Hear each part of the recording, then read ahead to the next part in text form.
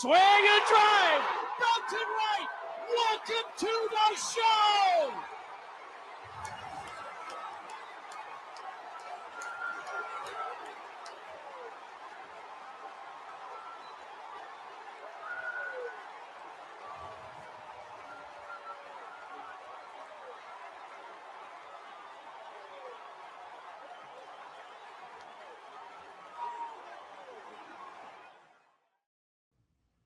Oh man, you gotta love opening day. There is just something very special about opening day, whether it is a rookie like Jason Hayward hitting a home run in his first game in the major leagues, a new face in a different uniform, or a new ballpark, the history, the storylines. Welcome to Crafting the Call as we get set for 2025 opening day. We are looking back at some of our favorite moments of previous opening days. I'm Josh Sushan with the Albuquerque Isotopes. That's right. Welcome to our show. I'm Jesse Goldberg-Strassler with the Lansing Lugnuts. Josh, let's open things up. Here we go. Yeah, exactly. You know, I always get a mixture of excitement, a new season, and also a little bit of a panic, Jesse, because I did not call any college baseball this year. I did not call any spring training games. Literally, the last time that I called a baseball game was the final day of last season. And now here I am a few days away from the start of a new season, and I'm trying to remember, how do I do this again?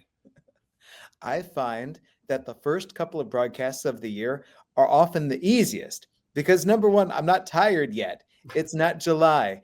And number two, it's just so fun to be back at the ballpark. Oh, look, we're playing baseball. Oh, who's that coming in? Oh, it's a pitcher I haven't seen before. Here's this hitter. Here's this first at bat of the year. Here's the first pitch. It's just so delightful. You're just so glad to have baseball back. Yeah, I think that overall what I've tried to do over the years is basically just say opening night over and over and over again, right? So yeah, I mean, there's pomp and circumstance. I feel like everybody's in a good mood. Players, coaches, umpires, fans, broadcasters, everyone's in a good mood. There's this just feeling of you don't know what's going to unfold over the next 6 months.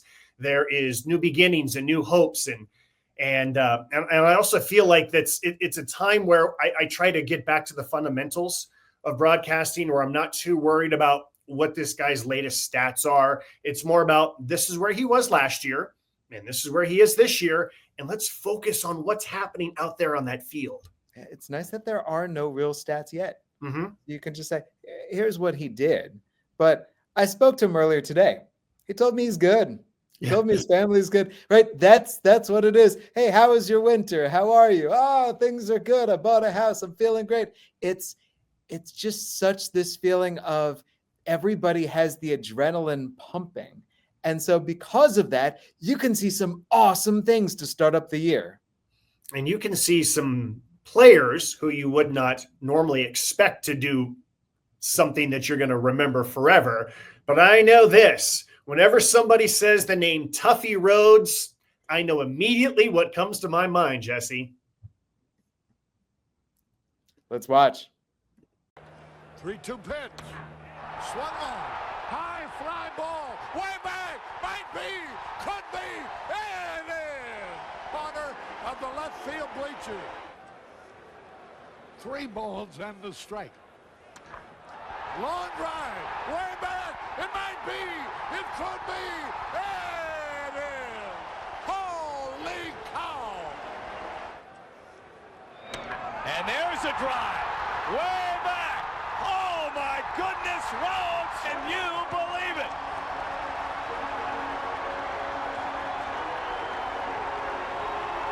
He has hit 3 home runs.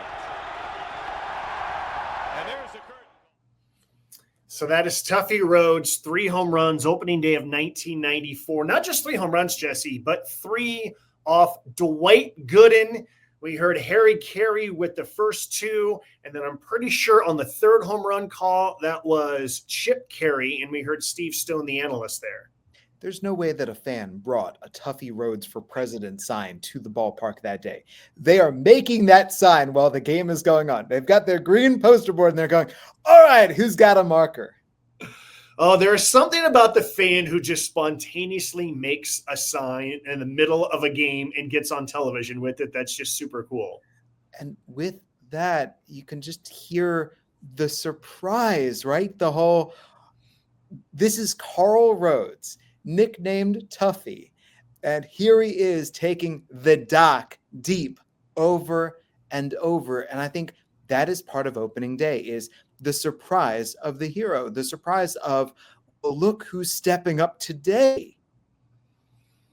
Yeah, so Harry Carey's someone who had the same home run call. And so we heard that back to back. All three of those home runs end up in an extremely similar place, right? Left center, just to the left of where the batter's eye is. So very similar home run trajectories for all of that. You know, I think that when it comes to Harry Carey's home run call, again, it's the same thing every time, and it's the same home run type. And so there's really not a whole lot of variance there. But I think you captured it, Jesse, just the surprise in the voice, just the storyline, you know. I mean, this was definitely Harry's style. You know, personally, I would have liked a little bit more of maybe saying the name, maybe saying his full name, maybe giving us a little bit more about just how improbable it is. You know, the guy who you wouldn't have expected, maybe what he did last year. I guess those are things you can say right before, right after. But again, whenever I just think of opening day, it's one of the main names that always comes to my mind is Tuffy Rhodes.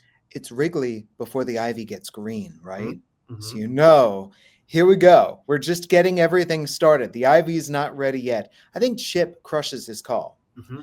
But it takes Steve Stone aback.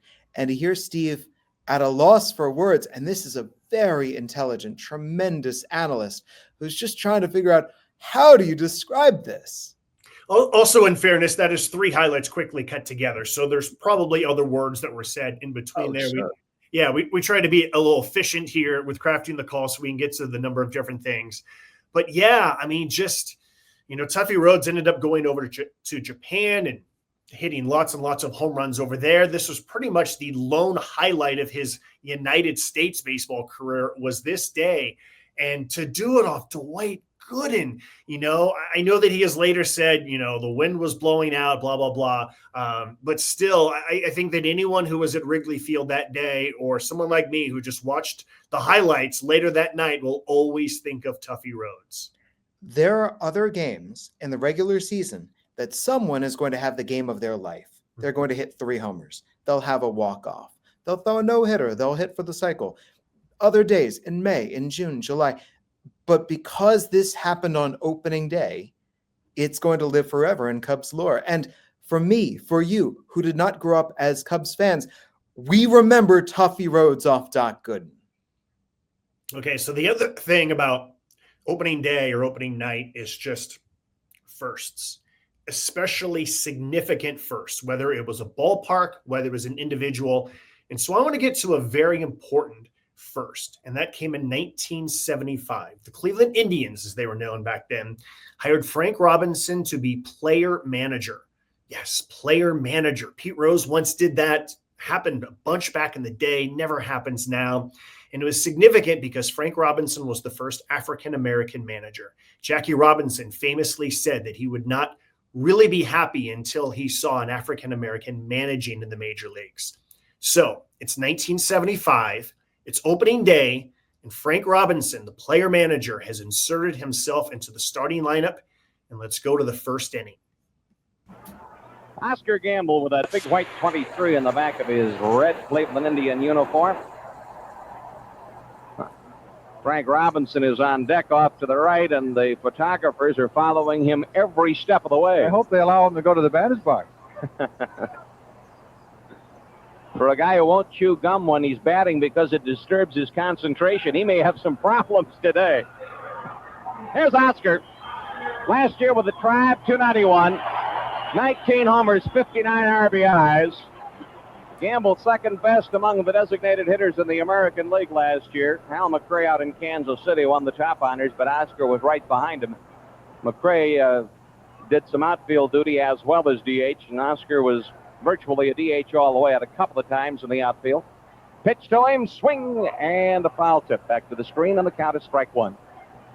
Looking at the Yankees defensively, Chambliss at first, Alomar at second, Mason at short, Nettles at third. We've got Piniella in left, Bonds in center, Bloomberg in right, Munson catching, and the right-hander Doc Medich on the mound. 19-15 last year with a 3.60 ERA. Pitch to Gamble is low, and the count is even 1-1.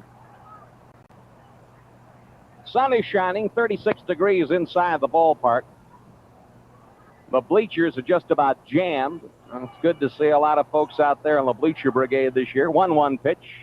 It's a touch outside and low, and the count goes to 2-1. And the bleachers still one of the best buys in all sports. For $1, you can sit in the bleachers, and I'd say it's not a bad place to sit, and they're probably the most comfortable of anybody in the ballpark today. 2-1 pitch. Backs Gamble away, and the count is 3-1. Okay, Herb, your first guesstimate of the year. What kind of a crowd? A lot of people here. There is a pretty good crowd. Oh, we'll have to think about it a while. We'll come up with the answer. Here comes the 3-1 pitch to Oscar. Swing and a foul by the third base coach. Wraps off the tarpaulin and rolls on down to the ball boy. We've got Garcia coaching at third and Tommy McCraw at first. And the count has worked full to the left-hand batting Oscar Gamble. And here comes the payoff pitch. It's a pop-up foul, third base side. Nettles floating over toward the tarpaulin, reaches up, makes the catch sitting on the tarp. And there's one away. Gamble fouling to the third baseman. Okay, I'm going to pause it here, Jesse. I wanted to start with the at-bat before so this is Joe Tate doing play-by-play. This is Herb Score as the analyst. And I think this is just a marvelous job by Joe of setting the tone on opening day. $1 bleacher seats, it's 36 degrees, goes around the outfield. Even the way that he's describing the way that the photographers are following Frank Robinson in the on-deck circle, he is just beautifully painting the picture of what is happening here. I agree. And by the way, we've gone from Doc to Doc, from Doc Gooden to Doc Medich, but we begin with Oscar Gamble's uniform. And then from there, we go into the photographers, which leads into the anecdote about Frank Robinson, who does not chew gum. There's so much here that's vivid, but also connecting. You know that Joe and Herb know everyone, and they're looking at the stands. They are so connecting to everything that's going on and describing it. They are putting us right there in the ballpark. Yeah, it is so good. All right, let's get to Frank Robinson's at bat. One down. And Frank Robinson, the designated hitter and manager, comes to bat. Robinson combined stats with California and Cleveland last year, a .245 batting average with 22 homers and 68 runs batted in. He used himself sparingly this spring, going 3 for 9 with 4 runs batted in. Pitch. A strike on the inside corner, strike one, and Frank Robinson looks back quickly to Nestor Shylock. It will not be the last such look of the 1975 season. I would say not. Medich delivers. Robby takes fastball, strike 2. Milwaukee has failed at Boston, and that American League opener is underway. Last night, it was Nolan Ryan with 12 strikeouts over Kansas City, 3-2 at California. Bouncing foul over to the third base dugout. And the count is 0-2. A couple of no-hit pitches going in that game. Busby and Ryan. Nolan Ryan picking up where he left off. Wind up in the 0-2 pitch. Robby drills it back into the upper deck, and the count is strike 2. In New York today at Shea, where the Yankees will open Friday against the Tigers. Carlton for the Phillies and Seaver for the Mets. Everything else is under the lights tonight. Several teams not scheduled today. Several postponed. Pitch to Robinson, a fastball though and outside. 1 ball, 2 strikes. I forgot to mention my partner is decked out in his usual attire. Baseball glove on the left hand, fountain pen in the right hand. Here comes the 1-2 pitch to Robinson.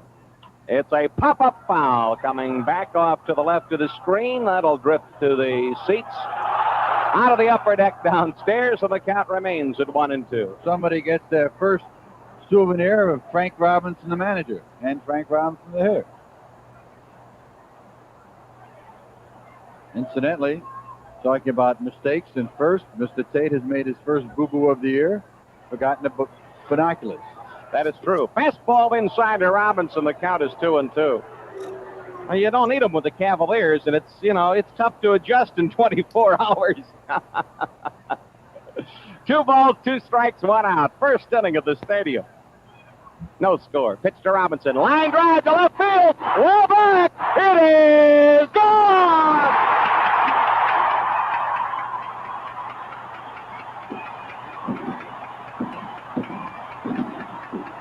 Frank Robinson just hit a home run in his first at-bat as the playing manager of the Indians. How about that?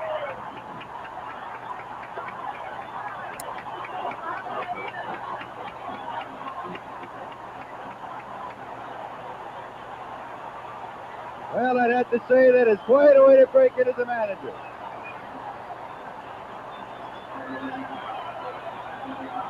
Well, that goes down in the baseball storybooks right now. It sure does.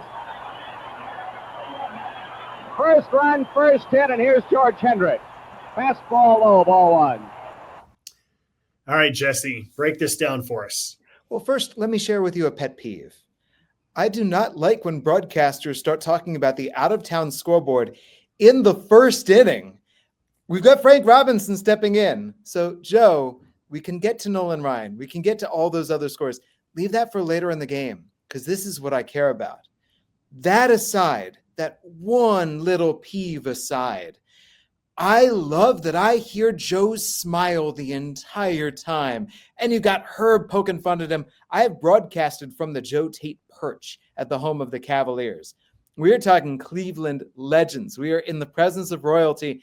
And you can understand why they engendered the kind of love that they did. They are so clearly having the time of their life. They are having a great time messing with each other. And when that home run goes, Joe is ready for it. He then lays out. When he comes back in, that smile on his face is ear to ear. The notes that I was taking as I was listening, almost verbatim for what you said. Yes, when it comes to out-of-town scores, whenever I do any type of feature, this day in Isotopes history, I rarely do out-of-town scoreboards anymore because of cell phones, but any type of like big picture thing, I don't ever want to be doing those things when the Isotopes are batting. I want to do those things when the other team is batting. I don't want Isotopes positive things to be lost in whatever else that I'm talking about. If I have a guest, especially if it's a corporate sponsor, I've worked with our sales staff. The corporate sponsor will join me when the other team is batting, not when the Isotopes are batting. And so, yes, all of these out-of-town scoreboards, save that for later or just save it when someone other than Frank Robinson is batting. I would love to know, okay, what were those camera operators, the photographers, where are they now if they were following him into the on-deck circle? How close are they getting to the action? Are they in their designated locations? Different things like that. I love the detail about how Frank Robinson used himself sparingly. It's a great word. 3 for 9, 4 RBIs during spring training. Such a great little anecdote in order to set up this at bat. Yeah, 1975. Frank plays 49 games with Cleveland. He hits 9 home runs. This is, as you mentioned, this is an historical moment. But everything about this, I would argue, is showing that he is being utterly embraced. Mm-hmm. And so that there is all of this pressure. There is also all of this excitement. I think that Herb's score was clapping. I like the crowd was going so nuts that you can't tell exactly where the clapping is coming from. But it did sound like there was some hands really close to a microphone there after that home run. There are reasons why Homer booths are bad. Mm-hmm. This is not one of them, I would argue. And I would say to any broadcasters listening into this, watching this, that Joe Tate does miss a pitch, right? He's late on a pitch. And so you have to be ready for that pitch. Thank goodness that's not the one that Frank Homer's on, because he's only late to the one and he's ready for the moment when it comes. Yeah, I think it's another credit to Joe Tate that the day before he's doing a basketball game for the Cavaliers and now he's doing this baseball game. That and that little repartee, and this is why he does not have his binoculars. It's beautiful. Yeah, it really is. Glove on one hand, fountain pen in the other. Yeah, exactly. Yes.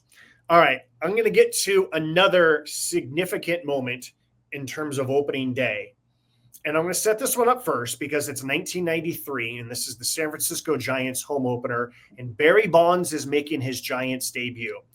This was a very special opening day for the Giants, their fans, the city of San Francisco, because for those who are not from the Bay Area, you might forget, at the end of the 1992 season, the Giants were gone. They were moving to St. Petersburg, Florida. There's a very famous photo of this little kid, and he's holding up this sign that is begging people to do whatever is necessary to keep the Giants in San Francisco. Oh, by the way, that kid was Brandon Crawford, who later grew up to become the Giants shortstop. So at the end of 92, the Giants are leaving. They are gone.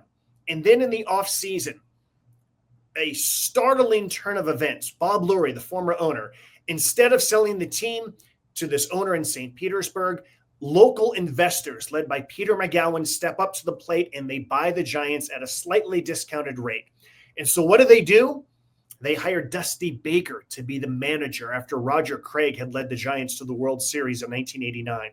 Instead of bad-mouthing Candlestick Park, they instead say, how can we make it more fun? So they add these new bleachers in left field that are a much different location, because it used to be that the configuration for football, you had a terrible view from left field, and now they put you right on top of the action. They added a foghorn to make it feel like it was San Francisco. They upgraded the food. They upgraded the music, the sound system. And most importantly, Jesse, the Giants signed Barry Bonds, the son of Bobby, the best player in baseball, signs as a free agent, something that had never happened before, something that has never happened since. And so really, opening day of 1993, it felt like the rebirth of the San Francisco Giants. Now facing Barry Bonds, if I'm Hammond, he's not an overpowering pitcher. I fall behind Matt Williams 2-0, and I'm nervous. And especially when you give him a fastball to hit, and it doesn't hurt you with it. You have to be happy. Now the Giants yesterday won a ball game on the road in which Will Clark and Barry Bonds went 0 for 8 combined. That's an awfully nice sign. There's a strike. It's 2-1. Barry. Well, Telling Tom Halley, did you see that award I got before the game? That one was high.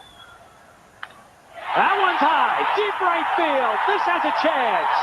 Gone, home run, Barry Bonds.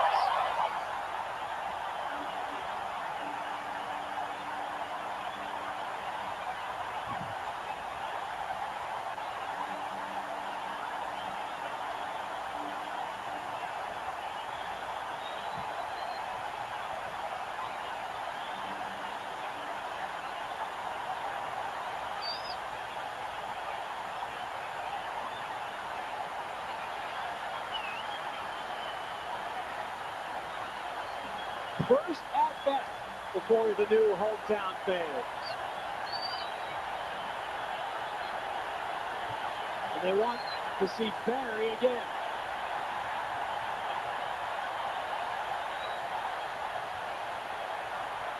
That was interesting. Hammond just continued to pitch Bonds inside, and I don't think you need to do that. I think he'll change next time. It's not healthy. Yeah, especially when Bonds is ahead in the count. It was 2 balls, 1 strike, and he came back inside with another fastball. Okay, so that is Ted Robinson doing play-by-play. That is Joe Morgan, who is the analyst. Of course, we also saw Bobby Bonds, who was the first base coach and the hitting coach. We saw in the outfield the Bonds squad. That's where they set up those seats that I was talking about, Jesse, out in left field. And again, I can't stress enough how 1993 was like the rebirth of the San Francisco Giants. What did you think about this call? Because one of the first things that strikes me is the crowd noise crescendos, and then it feels like they get turned down. So Ted Robinson is laying out. He wants the crowd sound to take over. And it feels to me like that crowd microphone is potted down a little bit.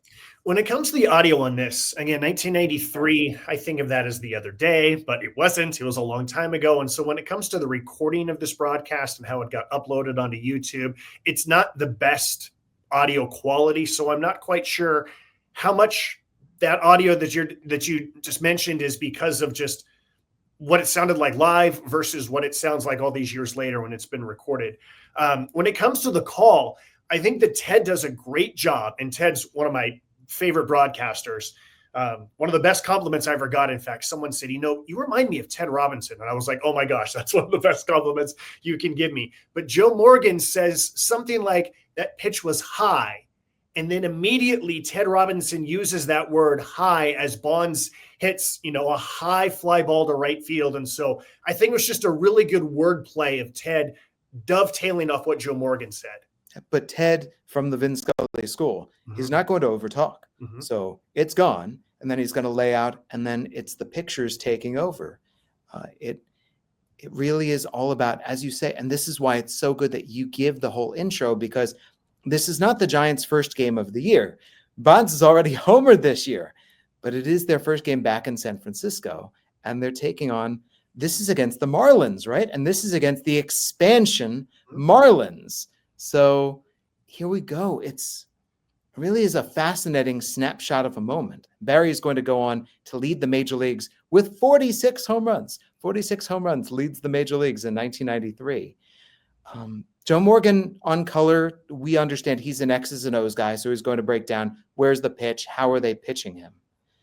But yes, this moment of Barry in front of the San Francisco crowd with his dad there at first base, it really is a fascinating snapshot of what is and what is going to come to change the fortunes of a franchise. So growing up in the Bay Area, I was privileged to be able to watch a lot of Giants broadcasts. And one of the things that I kind of took for granted, not realizing at the time, was just how good the direction was, how much the producers, the camera placements, just the overall high quality production value. And so even the cutaway where you see Barry slapping his dad's hands and you see Bonds and then Bonds, like the directing is so good at this. I've got a couple of other notes because as a former Giants beat writer, I spent a lot of time around Barry and Bobby and Dusty. Dusty Baker told me, so the Baker family and Bonds family, very close in Riverside. In fact, the day that Barry was born, Dusty Baker was in the hospital and cradled a young Barry Bonds in his hands that day.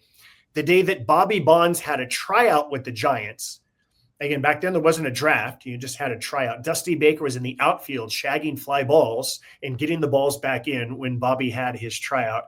And I also love how when you go back to Frank Robinson home run that we had earlier in this episode, Bobby Bonds was playing in center field as they set the defensive alignment. And now here is Bobby. He is the hitting coach. He is the first base coach. And just, it was the ultimate in just bringing together all of San Francisco with the way that Dusty hired, basically the guy that he looked up to as a teenager was Bobby. And that's the guy he wanted as his hitting coach. It wasn't just because it was Barry's dad. It's because, no, he was a hitting savant as a hitting coach. Frank Robinson, Bay Area guy. We don't even have to bring in Darren Baker, who later becomes involved as generation to generation. Yeah, exactly. So just a very special moment. All right. That's a lot of home runs. Things happen on opening day that are not just home runs, Jesse. You've got capturing the pomp and circumstance of opening day. I'm like, let's capture the pop and circumstance of opening day. All right. Well, along those lines, let's go to something similar to a home run. Rare and back, but as Rock said, a tough customer is waiting. That is Jose Martinez. 3 at-bats against Hader, 2 hits, including a long ball. Small sample size, but it does get your attention.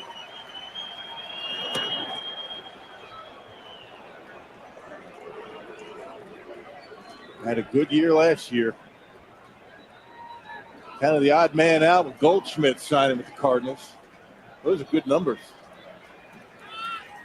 A lot of speculation over the offseason that he might get moved. Obviously, that did not happen. A power threat off the bench for the Cardinals, and there's a fly ball hit back in the deep right center field. Lorenzo Cain got it at the wall! Lorenzo Cain to win the game! Not today, says Lowe. Not today. Unbelievable. It didn't take long, did it? Didn't take long. Game 1. He saved the game. That would have been a homer. Boy, how about that? What a way to end it. Wow.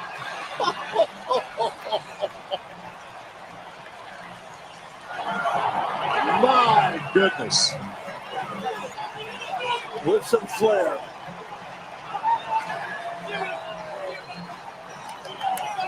They try and top that one.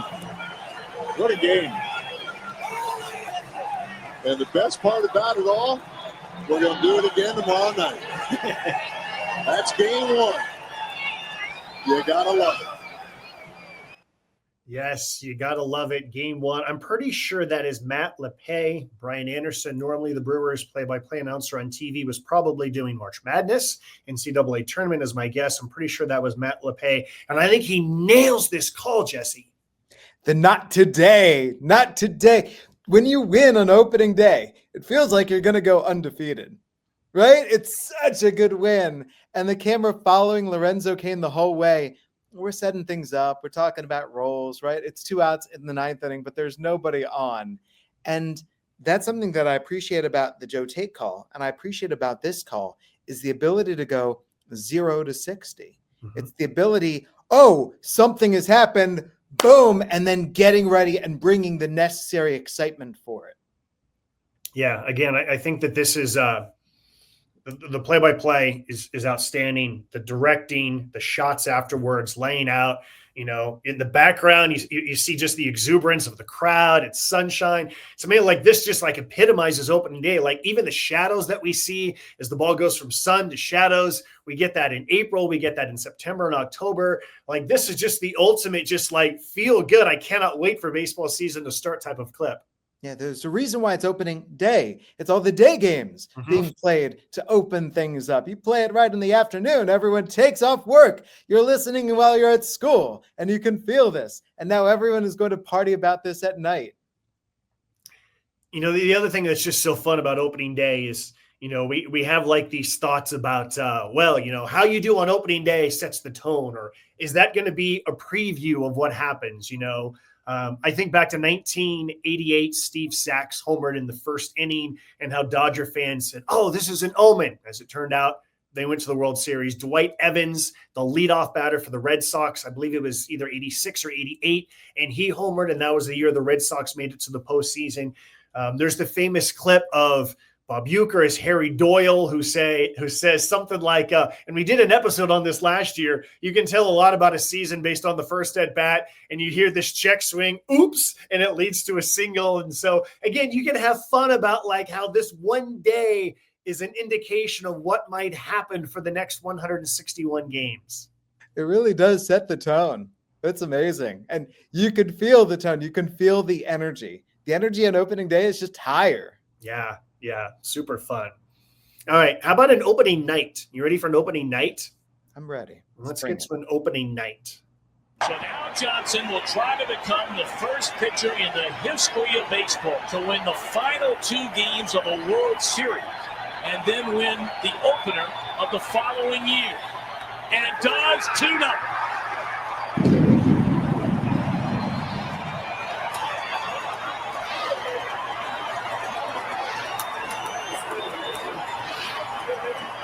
We're beginning to run out of ways to describe the remarkable Randy Johnson.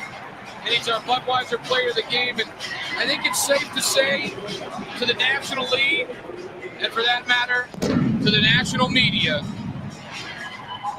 the Arizona Diamondbacks, especially Randy Johnson, are not resting on their laurels. They're coming back out to try to win another. Mark Grace with a tremendous game. Bob Brentley, 1-0.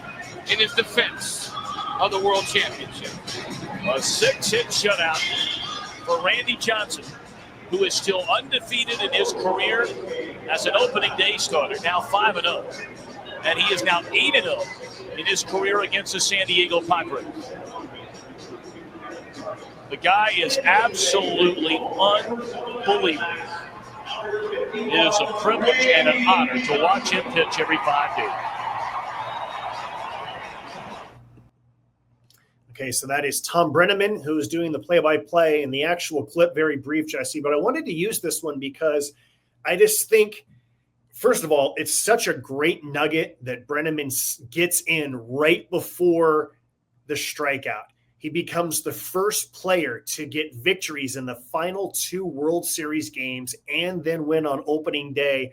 Boom, strikeout, it's over, and then his summation, I think, is exquisite.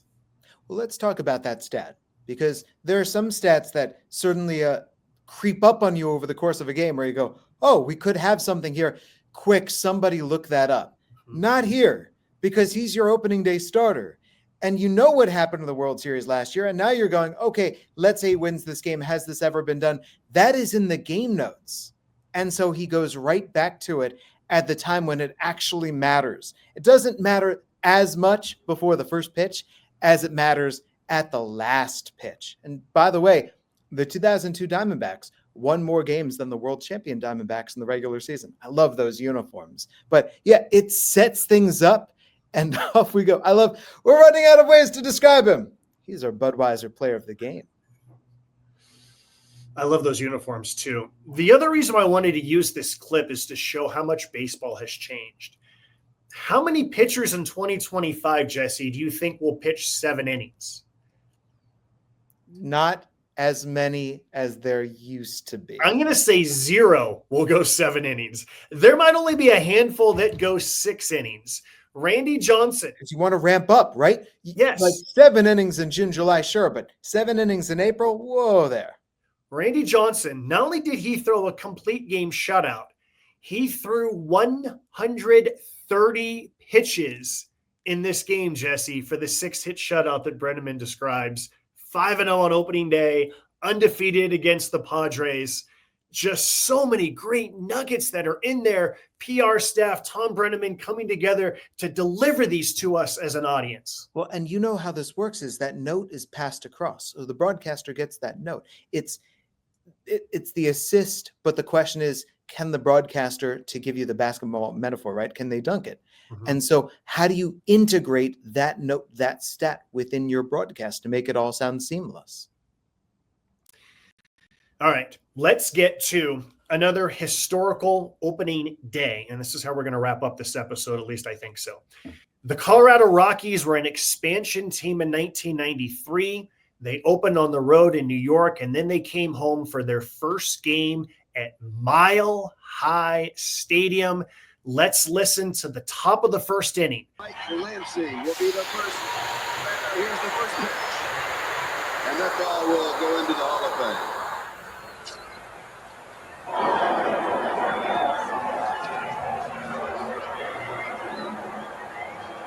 Lansing, the second baseman.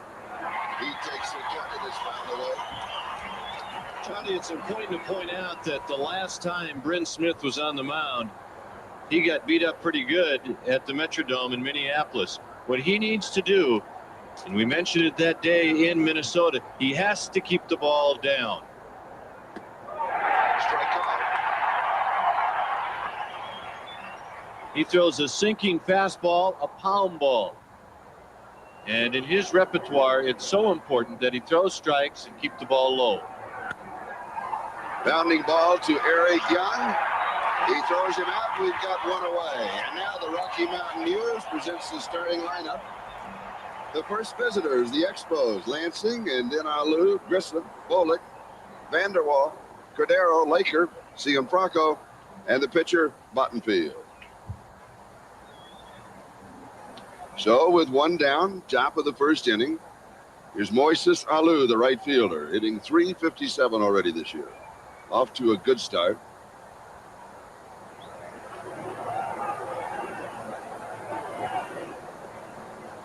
And the pitch is in the dirt. Moises, of course, is the son of the manager, Felipe Alou. He was born on July the 3rd, 1966 in Atlanta. Here's the pitch. And it's a small strike, 1-1. His dad was playing for the Braves that day against the Giants. He went 0-3. His 2 other brothers, of course, they had hits that day, Jesus and Matty. Here's the offering. Almost took down Jerry Manuel in the coaching box at third. Jerry has to be nimble. Now, Jerry's a former infielder, so he's used to line drives, but he's a lot more comfortable when he's got a glove on his hand. 1 ball, 2 strikes to count to Alu. Eric Young throws him out 2 away. Defensively for the Colorado. All right, I want to pause it there because we just saw the huge smile there on the face of Eric Young. And my initial thought so far here, Jesse, is that 2 times we have seen just this magnificent slow pan of Mile High Stadium, over 80,000 people there in attendance. And my criticism of what's happening here with the announcers is all of these details, use those details the next 161 games. The story is that baseball is in Denver, that the fans are screaming like it's the 9th inning in the first inning. I want to see just the smile on the fans. I want to get an introduction to who the first Rockies are. I want a big picture view of expansion baseball. I don't care what Bryn Smith needs to do to be successful today. I just want to just capture we have baseball in Denver. Yeah. Yeah. And I think that that's the theme of this episode is the happiness at baseball, either being back or that baseball is new, whether it's Barry Bonds in a new uniform and all the different ways that the Giants have upgraded, whether it's Frank Robinson as the very first Black manager. And there's Joe and Herb going, here's what's happening with the photographers. Here's what's happening with the fans, really giving you that picture. Yes. You need to just sit in this feeling of the joy of opening day because you're not going to have the same kind of feel the next day. And in fact, over the course of the season, that's the thing about baseball. It's day in, day out. And so some things you actually start to take for granted. You can't take it for granted on opening day. A couple of other pet peeves. Don't say that someone's batting 357 when it's the 3rd game of the season. Just say he's got 3 hits and 8 at bats, right? Okay. Don't give us averages that don't matter. And again, unless it's tongue in cheek, unless you're going, oh, he's tearing it up. Right. And that's such a great story about Moises Alou was born July 3rd, 1967 in Atlanta. His dad doesn't get any hits, but his brothers do. Save that story for tomorrow. Save that story for game 3 of the series, or at least save that story for like the 7th inning. Give me that there's baseball in Denver after all of these years of minor league baseball, of the Denver Bears and the Denver Zephyrs. Give me that this is Major League Baseball, top of the first. I mean, this is Charlie Jones on the play-by-play. And he's a reporter, right? He comes from a great sportscasting, broadcasting, journalistic background. You can really dig into your journalistic bona fides in laying it all out there. You don't need to do any X's and O's. All right, let's continue with this inning. The Rockies, Gerald Clark, Alex Cole, and Dante Bichette from left to right in the outfield. That's a good lineup, by the way. First, Joe Girardi is the catcher. One thing about Bryn Smith, he beat the Expos twice last year. Those are his numbers from spring training. In lifetime against his former club, he is 5-1. So if you're looking for an edge, it may be that Smith has pitched well against this team. And it is strike 1 to Marquise Grissom. Grissom, the center fielder. He led the National League with stolen bases last year, and he has a base hit up the middle.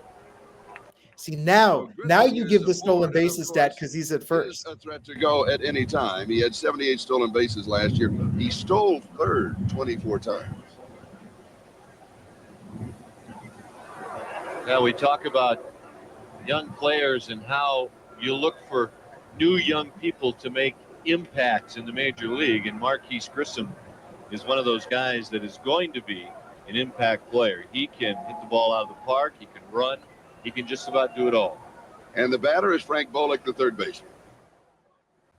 I was today years old when I realized Frank Bullock played the majors, and he batted cleanup. Now it's up to Bryn Smith to give Joe Girardi a shot at throwing Marquise Grissom out, because with Larry Walker out of the lineup, I think that Felipe Alou is going to have his ball club run as much as he can. Now, they're a running club even when Walker is in the lineup, but even more so, they need to take advantage of the fact that they've got good team speed.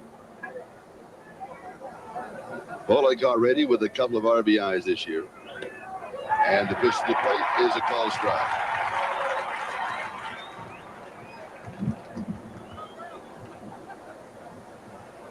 Bullock, a switch hitter. He's a rookie. Spent 6 years in the minors. 26 years old. Had 27 home runs last year in AA and AAA ball. Throw to first.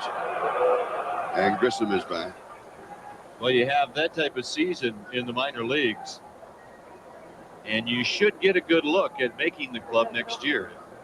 Next year, of course, for Bullock is this year, and he did make the club, and he's hitting cleanup. Swing and a miss. 0-2 the count to Bullock. 2 away, top of the first inning. Grissom aboard with the base hit.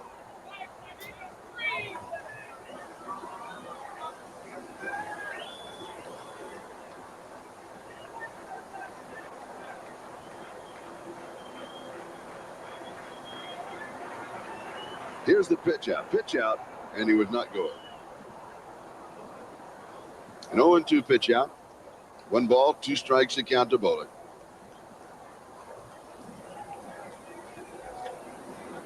Bullock's slugging percentage was .520 in the minors last year. And he does have that power that Wayne was talking about.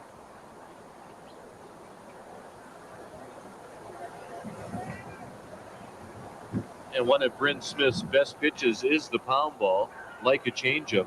If you throw that on the inside part of the plate, a guy like Bullock's going to pull it in the hole.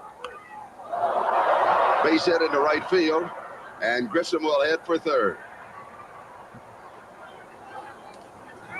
So back-to-back singles, Grissom and Bullock.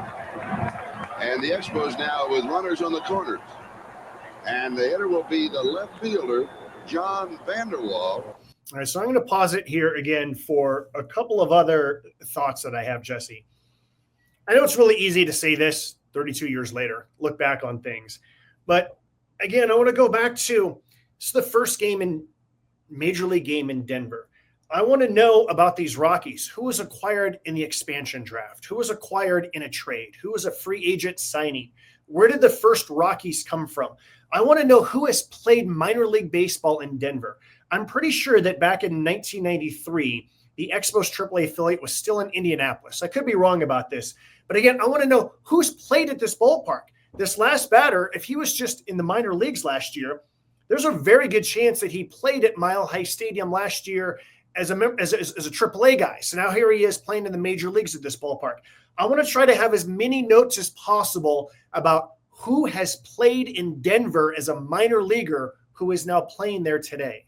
Yes, it's the idea of getting big picture before getting, and this top of the first inning, this has been called very small picture, right? This is going very micro. Here's this guy. Here's a little bit more about this guy. Let's talk about this matchup. No, you're right.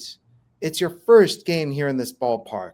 Major League Baseball is in Denver, Colorado. And this can relate to everybody when it's opening day, especially at the very start of the game. You don't know what's going to happen over the course of the game. So really, roll out the red carpet and welcome everybody into the season and show everybody what it's like in the ballpark. What's new? And here in Denver, everything is new. But you can really get into talking about what's new, the food, the seats, every single thing. You can show the uniforms. You can talk about the players and who we expect to see. And there's so much introduction that happens. For me, opening day, I feel like I'm very much introducing everybody to the audience. Here's this guy. Here's this guy. Here's what we expect to see. I talked to the manager. Here's what he's expecting. Here's what he's not even sure about. It is a gigantic, I don't know, it's very much the, hey, we're playing baseball. Here's everything that's going on. There's baseball, and we're happy, and we're enjoying it. We're smiling like Eric Young, but we're not going to get technical yet. And I bring this up, too, because as we look ahead to 2025 opening day, I don't want to be the one that tells our friend Johnny Dasco and Ken Korek what to do for the Oakland A's for their home opener in Sacramento, or what the Rockies or Rays announcers should do when they play at George Steinbrenner Field on opening day. But again, I think the lesson is who has played minor league baseball at Sutter Health Park? Maybe who was once a Sacramento River Cat who is now playing a major league game in this minor league ballpark? Which Colorado Rockies ever played in the Florida State League at George Steinbrenner Field, or a spring training game? Same with the Rays. And I think those are the storylines that you want to get into this year on opening day, about just the uniqueness that there will be two major league ballparks that were used for minor league baseball or spring training baseball in the past. I think that's part of the pregame prep too. Mm-hmm. You go right up to a guy because you know that he has played there before, and you say, what was your experience like? Mm-hmm. And then you share that story on the air. All right, let's get back to this. Who has 4 hits and 7 at-bats this year. That's an early average of .571. So he starts the season with a hot streak. Now Girardi out in front of the plate explaining to Bryn Smith, you got 2 outs. Also letting everyone know if Bullock decides to steal second, he has to let the infielders know where Girardi is going to throw the ball. Here's the pitch, and it is inside to Vanderwall. Have a number of different options. If that base runner goes, Girardi can fake to second and go to third, hoping to get Grissom off the bag. You can throw through to try to get the runner at second. Then you risk Grissom scoring from third. Or you can throw through just with the intention to just throwing down there and having that infielder just catch the ball and watch the guy at third. 2-0 the count to John Vanderwall. Grissom at third, and Bullock is the runner at first.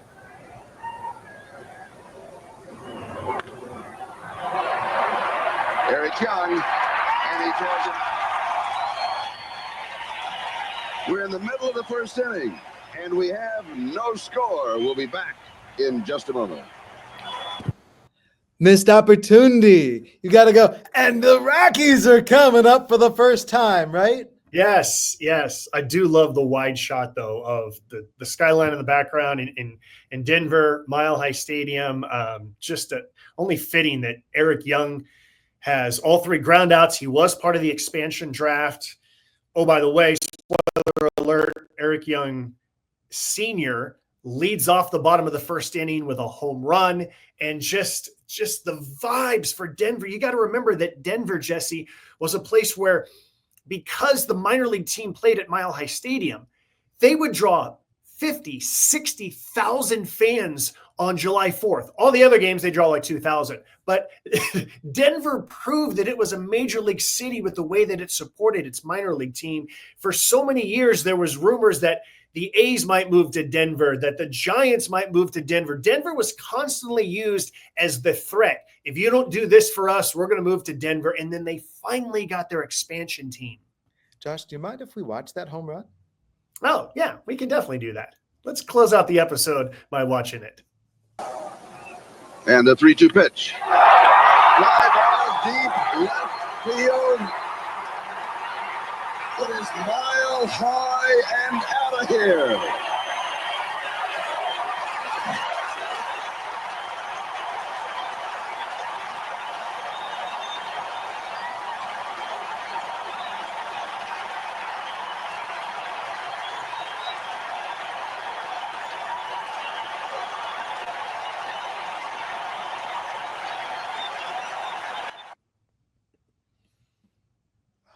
That's joy. That's pure joy. I'm going to take a guess that Charlie Jones had scripted out what his home run call was going to be, mile high and out of here, which is a fitting one for the Mile High City. I have gotten the pleasure of talking to Eric Young Sr. numerous times in my life, and every time I bring up that home run, or anybody does, he just lights up. He understood what that moment meant.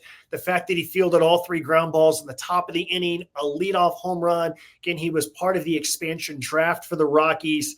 And I have talked to so many people, Jesse, who feel like That home run was the ultimate symbol of, yes, Denver is a major league city. We belong, and that home run delivered it. I wonder if he's heard that many louder crowds than the noise that he heard when he homered. It's got to be one of the loudest crowds, right? Over 80,000 were there, Jesse. Exceptional. It was a big deal when the first major league team drew 3 million fans for the season. The Rockies drew over 4 million. 4 million that year. And they were given plenty to cheer for, too. Yeah. Who'd have thought a home run in Colorado? Who'd have thought that the ball would fly? One of my chief takeaways here, and I want to go right back to Herb Score and Joe Tate, is just that feeling of how do you set the stage and how do you capture the moment, all the while you are enjoying it yourself. The smile of Eric Young on the field or the smile from Joe and Herb in the broadcast booth.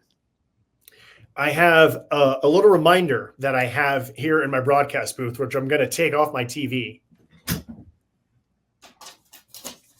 And this is what I remind myself every day. Yeah.